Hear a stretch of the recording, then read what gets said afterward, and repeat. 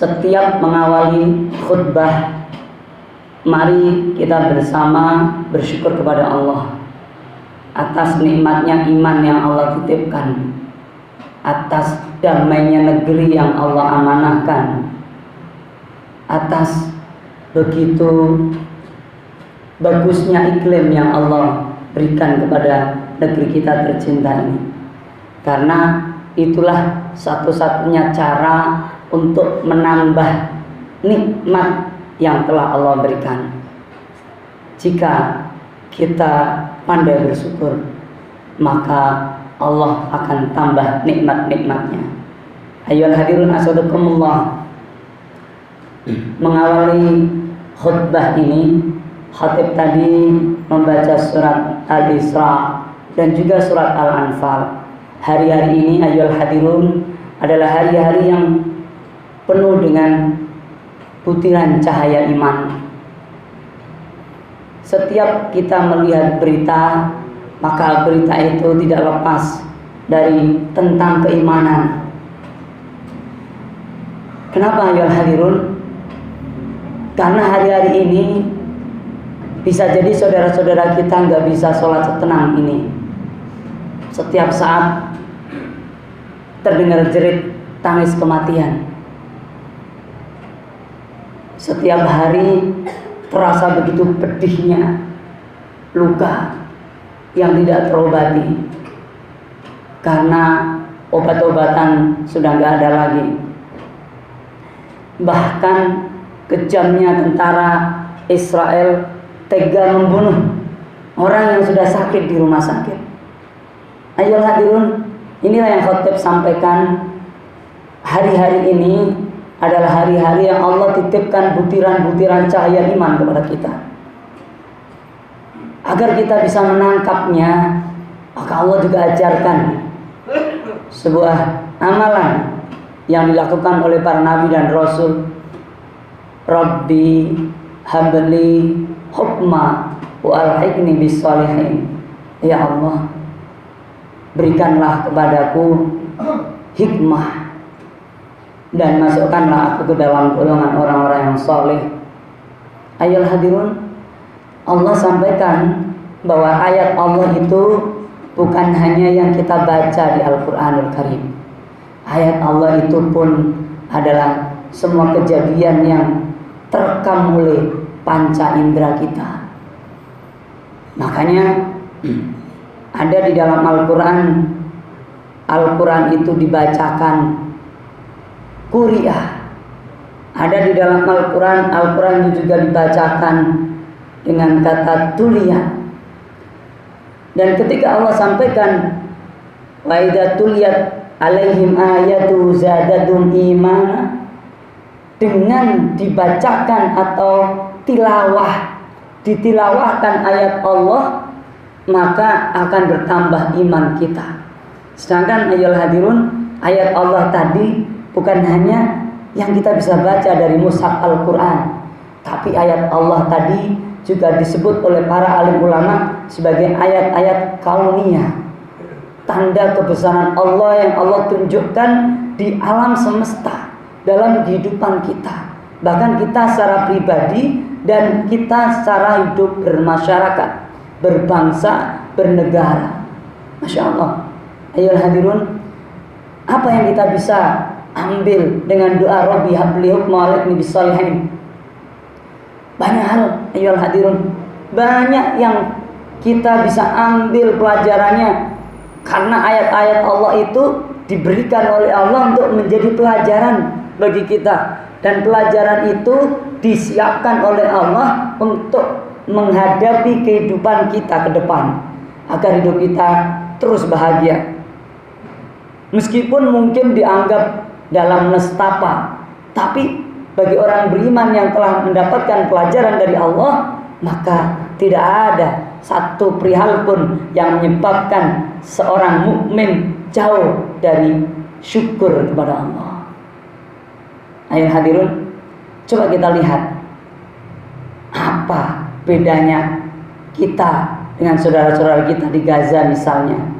Ketika kita dapat musibah, maka ayat Allah yang kita ingat, inna lillahi wa inna ilaihi rajiun. Tapi apa yang mereka baca ketika mendapat musibah, ketika dihantam bom, ketika ada saudaranya, keluarganya yang meninggal, ada anak-anaknya yang mungkin sesak nafas, susah cari oksigen karena tidak ada lagi peralatan yang memadai dan ujungnya pun harus syahid meninggal. Apa yang mereka katakan? Alhamdulillah, segala puji bagi Allah. Ayolah hadirun. Kenapa bisa berbeda? Maka rujukannya adalah surat Al-Isra. Ternyata Allah berikan bahwa di sekitar Masjidil Aqsa itu keberkahan yang luar biasa. Apa itu berkah? Segala sesuatu yang mengantarkan kedekatan kita kepada Allah. Hadirin, coba di sini mungkin ada adik-adik anak-anak kita yang usianya 10 tahun mungkin, 15 tahun mungkin, atau ada yang masih lebih kecil. Apakah di sana bisa dijamin bahwa anak-anak itu akan mendapatkan kesehatan, keamanan jika bisa besar, remaja, dewasa seperti kita? Nggak ada, ya hadirun. Ribuan anak meninggal. Bahkan kalau kita lihat di YouTube misalnya, bagaimana cerita-cerita para relawan yang ada di sana, ada Bang Onim, ada Muhammad Gaza itu, ya, yang baru berhasil dievakuasi. Masya Allah, bagaimana kengerian itu terjadi, bagaimana kekejaman itu nyata. Maka ini adalah butiran cahaya yang harus menghadirkan keimanan kepada Allah. Fakta, bukan cerita biasa, apalagi tidak ada referensinya. Ini adalah kejadian yang terkait dengan nyawa. Dan inilah yang khatib sampaikan, ini adalah ayatnya Allah.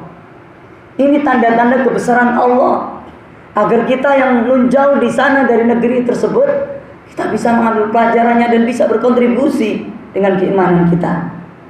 Ayolah hadirun, assalamualaikum. Pertama, pelajaran luar biasa, bahwa mereka banyak bersyukur kepada Allah. Mereka orang-orang yang banyak mengucap alhamdulillah. Ada keluarganya yang meninggal, alhamdulillah. Kenapa? Karena keyakinan syahid itu begitu yakin di hati mereka. Bagi mereka kematian itu hanya perjalanan yang pasti akan dilalui. Yang terpenting dari sebuah kematian adalah bagaimana mengakhiri atau kita dimatikan oleh Allah dalam husnul khotimah, kemudian mendapatkan sebutan syahid. Kenapa? Karena kalau syahid diberi kesempatan untuk memberi syafaat kepada keluarganya. Karena kalau syahid dijamin surga oleh Allah. Karena kalau seorang mendapatkan surga, maka itulah kebahagiaan yang sebenarnya yang Allah gambarkan dalam Al-Quranul Karim. Dan Allah ingatkan betapa banyak orang lupa hidup di dunia ini, sehingga tidak peduli akan bagaimana nanti dia akan diwafatkan oleh Allah. Yang hadirin, mereka adalah orang-orang yang banyak mengucap alhamdulillah, padahal kondisinya tidak baik-baik saja seperti kita. Kita coba siang hari bermain HP, medsos, sambil tiduran, ngemil, makan, kurang uang jajan nangis, minta ke orang tua. Mereka tidak mengalami itu. Tapi ungkapan takbir, ungkapan tahmid, bacaan Quran lebih banyak mereka lantunkan daripada kita yang nyantai begini. Ini pelajaran ayo hadirin Allah. Ini pelajaran luar biasa. Pertama, mereka banyak mengucap tahmid, mengucap syukur kepada Allah. Padahal kondisinya tidak baik-baik saja. Setiap hari ada dentuman bom. Setiap hari ratusan nyawa melayang sudah lebih dari 15.000 orang meninggal dalam waktu 40 hari kurang lebih. Ayo hadirin nazar kumpul. Yang kedua, mereka ini anak-anak orang-orang Gaza ini bagaimana cara mengajari hidup orang tua mereka? Kok bisa setabah itu? Kok bisa sehebat itu? Kok bisa sesabar itu? Kalau kita mungkin sudah pindah, gak kuat, tapi mereka tetap berdiam. Kenapa? Karena membela tanah air mereka. Kita beruntung dijajah Belanda, yang mereka tidak membawa orang-orang Belanda ke Indonesia untuk menempati lahan-lahan kita. Tapi yang terjadi di Gaza, orang-orang pribumi yang punya tanah diusir dengan paksa, dibunuh, sengaja disuruh pindah, bukan untuk selamat, tapi untuk memudahkan dibasmi. Itulah disebut genosida, pembunuhan massal. Kenapa anak-anak ini bisa setegar itu, sehebat itu mengalami kondisi yang begitu luar biasa? Bahkan mobil-mobil yang mau mencoba keluar dari Gaza pun dihabisin. Anak-anak berserakan di jalanan, nggak utuh lagi. Yang kemudian mereka masih hidup, nangis, teriak, tapi nggak ada yang menolong. Ayo hadirun. Karena yang selamat pun segera pergi untuk menyelamatkan diri. Lalu mereka kemana? Apakah kemudian kita hanya diam? Padahal yang perlu dikasihani sebenarnya kita, yang tidak jelas matinya kita ini nanti seperti apa. Padahal yang perlu dikasihani sebenarnya kita, yang tidak peka terhadap ayat-ayat Allah yang luar biasa ini. Ayolah hadirun, mereka ternyata dari kecil mendekatkan anak-anaknya dengan Quran. Ayolah hadirun, hari-hari ini setelah berita Gaza begitu luar biasa, 75 tahun penjajahan yang tiap hari memakan korban jiwa, membuka hati banyak orang untuk melihat, andai saja anak-anak di Eropa, anak-anak di Amerika, anak-anak di Australia, anak-anak di Singapura, anak-anak di belahan dunia yang lain, bahkan di Indonesia mengalami hal yang semacam di Gaza, belum tentu mereka sedahsyat itu. Apa yang membuat mereka begitu tegar? Ternyata Al-Quran. Al-Quran, ayolah hadirun. Maka jangan pernah di rumah kita tidak pernah terdengar lantunan bacaan Quran. Kalaupun toh kita kurang lancar, suruh anak kita bunyikan bacaan Al-Quran di rumah kita. Kalau satu keluarga tidak ada yang lancar baca Al-Qurannya, mulai rencanakan panggil guru ke rumah untuk belajar. Karena mungkin kita nggak sempat belajar di musola, di masjid. Sambil penantian itu, dengarkan murotal di rumah lewat HP, lewat kaset, CD dan lain sebagainya, agar rumah kita dekat dengan Al-Quran. Ayolah hadirun, banyak orang asing yang kemudian heran dan membeli Al-Quran serta menamatkan membaca Al-Quran, karena ternyata mereka mampu melihat ayat-ayat Allah, sedangkan kita yang terlahir Islam belum kebuka pintu hati kita untuk menangkap cahaya iman yang berserakan di dunia ini. Ayolah hadirun, dan mereka dikabarkan banyak yang menjadi mu'alaf. Banyak yang mereka kemudian awalnya membenci jadi simpati, bahkan awalnya simpati jadi rela mengorbankan bukan hanya harta. Berapa banyak artis yang rela nggak dipanggil lagi karena membela Palestina.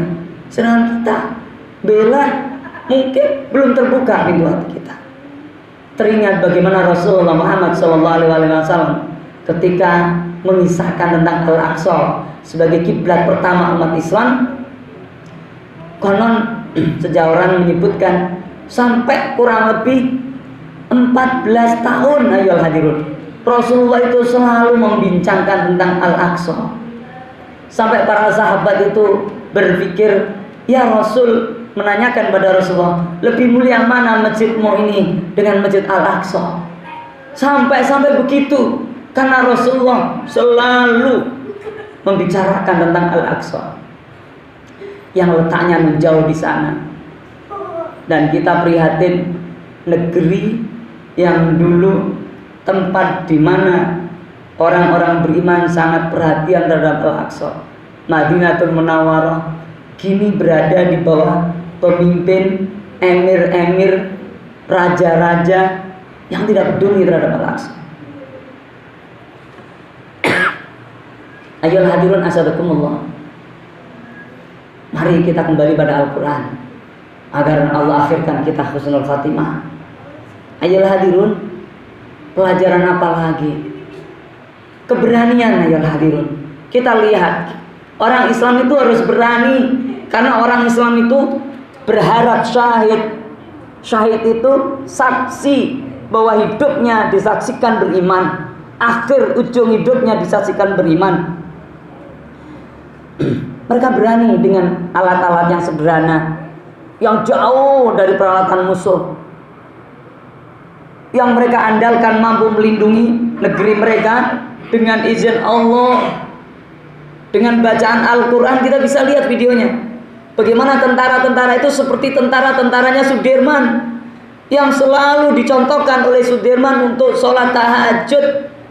Bagaimana tentara-tentara Hamas itu selalu tilawah, setiap mau menembakkan pelurunya selalu berdoa. Dan surat Al-Anfal yang dibaca ayat 17 tuh, ketika kamu melempar, bukan kamu yang melempar, Allah yang melempar. Masya Allah. Ayolah hadirun. Dan kita bisa lihat kesaksian tentara-tentara musuh yang stres menghadapi tentara-tentara Hamas, tentara Palestina, yang mereka sampai gak kelihatan, tiba-tiba muncul dan menembak. Masya Allah.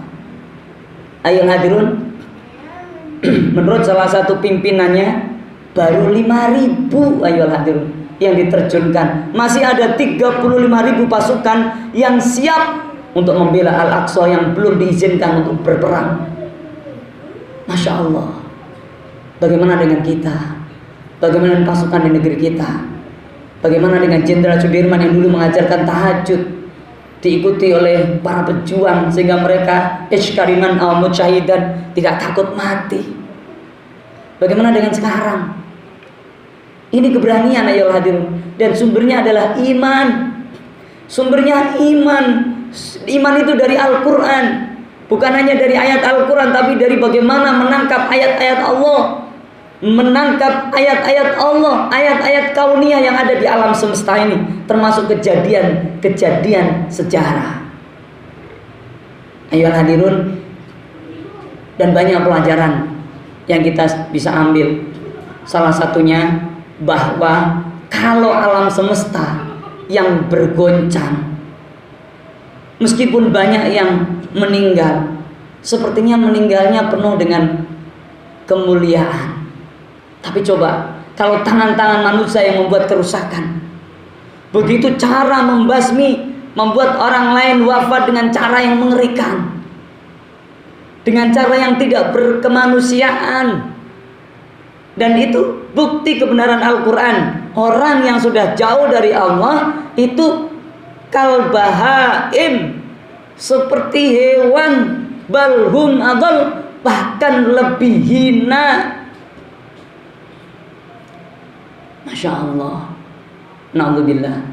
Ini pelajaran banyak sekali ayo hadirun. Lalu apa yang kita bisa lakukan dengan pelajaran begitu banyak? Pertama, jangan pernah tidak doakan saudara kita di Palestina. Mereka itu seperti darah daging kita semua, saudara kita, karena diikat dengan ikatan iman. Begitu cintanya mereka terhadap negeri kita, begitu juga kita mencintai mereka karena Allah, bukan karena yang lain. Masya Allah. Jadi mari kita doakan, habis sholat bacakan Fatihah untuk mereka. Yang kedua, sebagaimana surat Al-Anfal, alladzina yuqimuna shalah wa mimma razaqnahum yunfikun. Tegakkan sholat, jangan pernah tinggalkan sholat. Ingatin anak-anak kita yang malas-malasan sholat. Nah, Kalau kondisi kita seperti di Palestina, sulit, sholat aja sulit. Di tengah gempuran bom, tidak ada jaminan ketenangan seperti kita ini. Sampaikan pada mereka, buka pintu hatinya untuk segera sholat. Dan wa mimma razaqnahum yunfikun, berinfaklah untuk mereka. Silakan, sekarang banyak sekali lembaga-lembaga yang bisa dipercaya. Jangan terpengaruh dengan kata orang yang gak jelas. Dan itu hebatnya Israel, membuat propaganda seakan-akan mereka itu paling benar dan Masya Allah.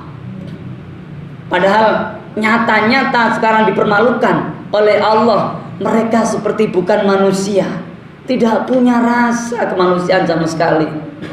Ayolah hadirun, maka berdonasilah. Meskipun 10.000, siapa tahu dengan 10.000 itu bisa menjadi saksi nanti di akhirat untuk dipertanggungjawabkan. Dan yang terakhir ayolah hadirun, mari kita mengikuti seruan MUI untuk boikot.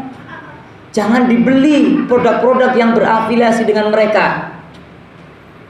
Produk-produknya Unilever dan kawan-kawan banyak sekali. Kita harus sebut dengan clear, dengan jelas.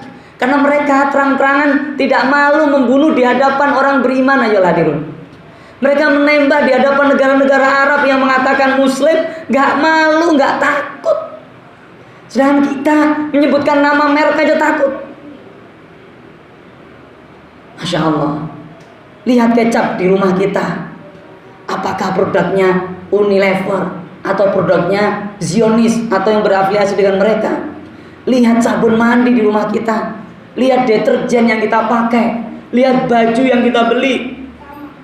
Lihat makanan, kopi yang kita minum. Lihat, perhatikan.